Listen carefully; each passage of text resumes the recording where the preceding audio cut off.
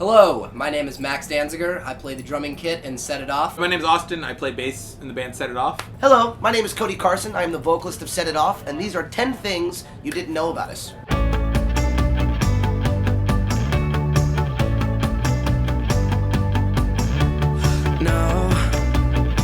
There's no denying chemistry. I'm a very huge fan of the movie, a Goofy movie. If you haven't seen it, see it. If you have, me and you are already homies.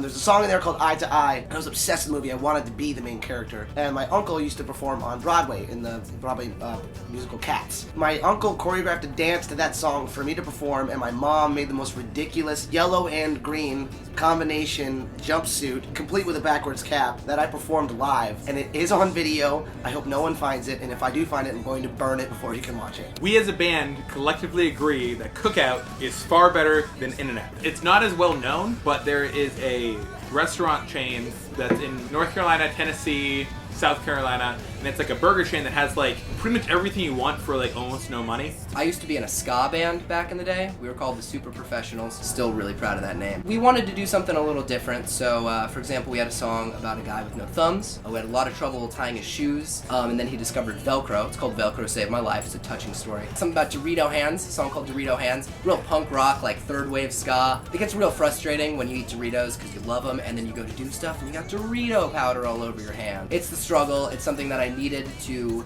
get out in the open and let people know about and raise awareness about. Chopsticks.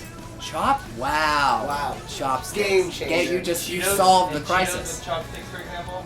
Wow. Wow. Hashtag end Dorito hand. We did it. Zach D. Wall, our guitarist, was on 2 really popular Nickelodeon shows. One of them called Guts, which is that, do you have it? Guts. It's the Kids Olympics sort of thing. Also, Legends of the Hidden Temple, which was like one of my all-time favorite shows. That happened. That's an amazing feat. He climbed the aggro crag and everything. I actually grew up on a farm. We had something like 50 chickens. We didn't kill any of them. We had like about 37 cats at one point, and about 50 rabbits. We had like a whole 2 acres and grew a bunch of vegetables on them. And from like about 5 until about 14, I like lived and like would work on a farm. When I was younger, I had a dog. I don't know if you guys have seen the show The Wild Thornberrys, but it's about this girl named Eliza, and she can talk to animals. And I thought that I could train myself to do that, so I just kept talking at my dog. And one day, she made like this yawning, barking sound. It sounded like hello, and I straight ran into my dad's room screaming like, I did it! I can talk to animals! I found out later I couldn't, which I'm not gonna say it shattered my dreams, but it definitely cracked them. I learned a lot about the world that day.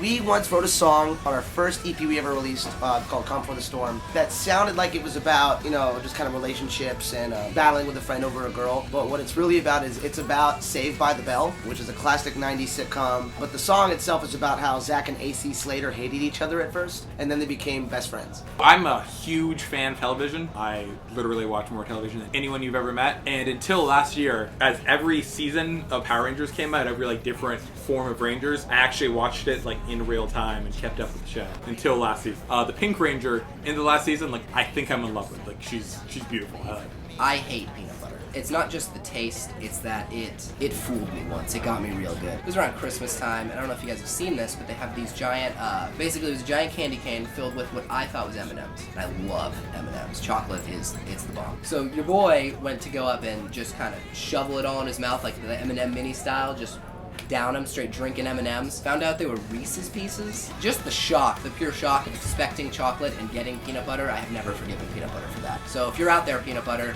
fuck you, peanut butter. Fun fact, not a lot of people know this, I got an Oscar.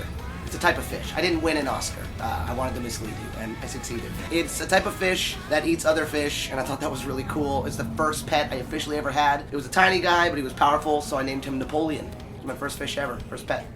Yeah. I'm a big wrestling fanatic, and I went to a show once. My favorite wrestler at the time was Jeff Hardy. He was out back signing stuff, and I got so excited because I'd never seen a wrestler in person before. They're way taller in person. So I was like 8, and I was like this. I got in line, and because he's signing things, and I realized that I didn't have anything for him to sign. Literally took off my shoe and gave it to him without saying anything, and he was taken aback.